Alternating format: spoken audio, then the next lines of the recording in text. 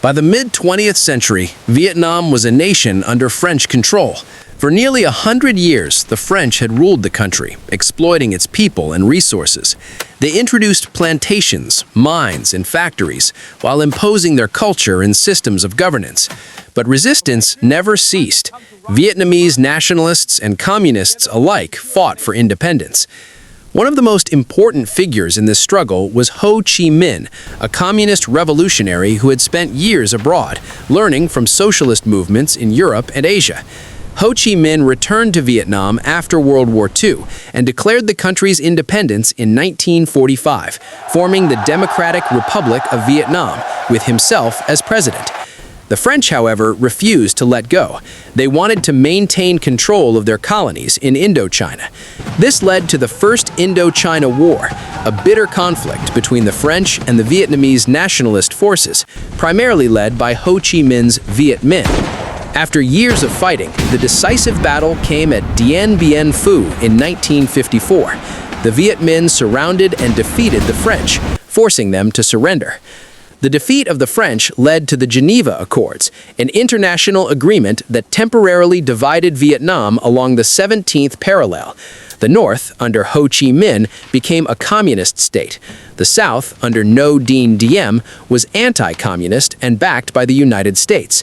The plan was to hold elections within 2 years to reunify the country, but those elections never happened.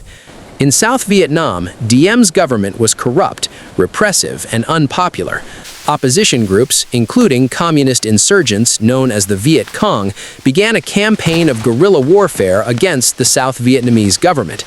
The Viet Cong were supported by the North Vietnamese government, which provided weapons, training, and guidance through a network known as the Ho Chi Minh Trail, a complex system of jungle paths that wound through Laos and Cambodia into South Vietnam. The United States, alarmed by the spread of communism in Southeast Asia, gradually increased its involvement. The reasoning was shaped by the domino theory. If Vietnam fell to communism, other countries in the region would follow.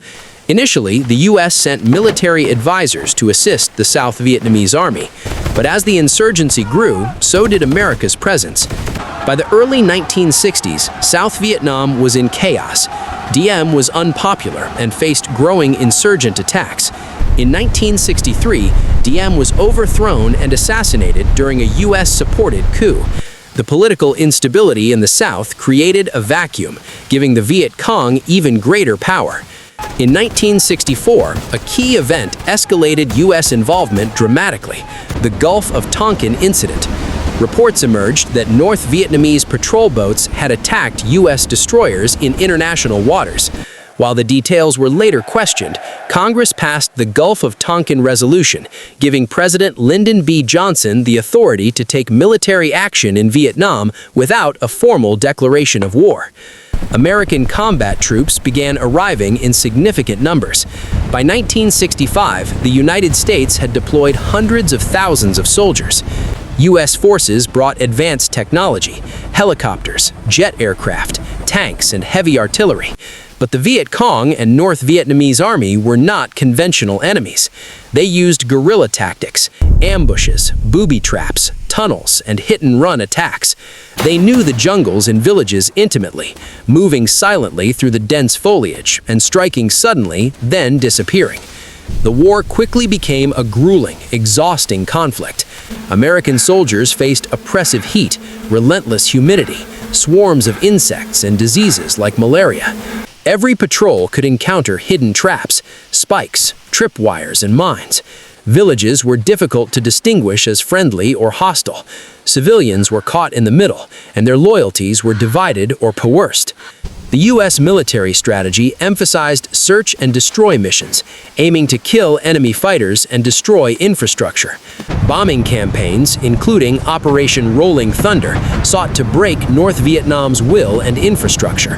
Helicopters became a symbol of the war, moving troops quickly and evacuating wounded soldiers under fire.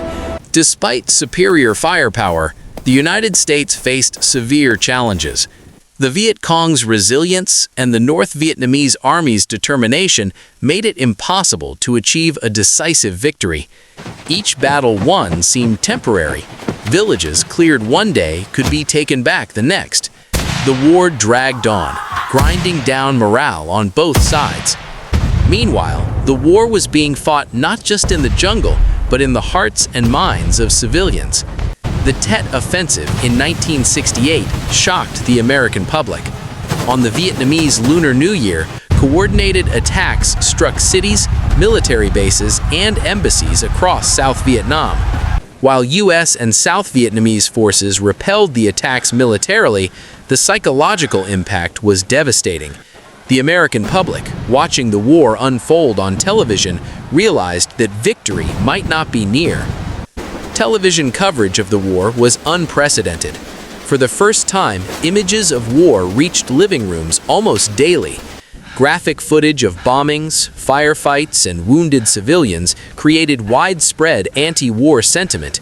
Protests erupted across the United States, on college campuses and in major cities. The credibility gap between what government officials promised and what the public saw widened. The Vietnam War also affected soldiers in profound ways. Many returned home physically and psychologically scarred. Post-traumatic stress disorder, PTSD, became widespread, though not fully understood at the time. Some veterans were greeted with hostility or indifference by civilians who opposed the war. In the countryside, millions of Vietnamese civilians suffered. The war caused massive displacement. Villages were destroyed, farmlands were bombed, and rivers ran red with death. Millions fled to urban areas or neighboring countries, creating refugee crises that would last decades. The U.S. military attempted to use chemical warfare as well. Agent Orange, a powerful herbicide, was sprayed to destroy jungle cover used by the Viet Cong. While it reduced foliage, it caused long-term health problems for both Vietnamese civilians and American soldiers, including cancer, birth defects, and neurological disorders. By the early 1970s, the U.S. government recognized that victory was unlikely. Under President Richard Nixon, a policy of Vietnamization was implemented, gradually withdrawing U.S. troops while transferring responsibility to the South Vietnamese Army.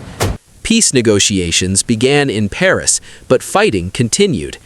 In 1973, the Paris Peace Accords were signed, leading to a ceasefire and the withdrawal of American forces. However, the conflict between North and South Vietnam did not end. Fighting continued for 2 more years until 1975, when North Vietnamese forces captured Saigon. The city fell, the government of South Vietnam collapsed, and the country was reunified under communist rule. Saigon was renamed Ho Chi Minh City. The war had been devastating. Estimates suggest that between 2 and 3 million Vietnamese were killed. More than 58,000 American soldiers lost their lives. Millions more were wounded, displaced, or traumatized. Cities, villages, and farmlands were destroyed.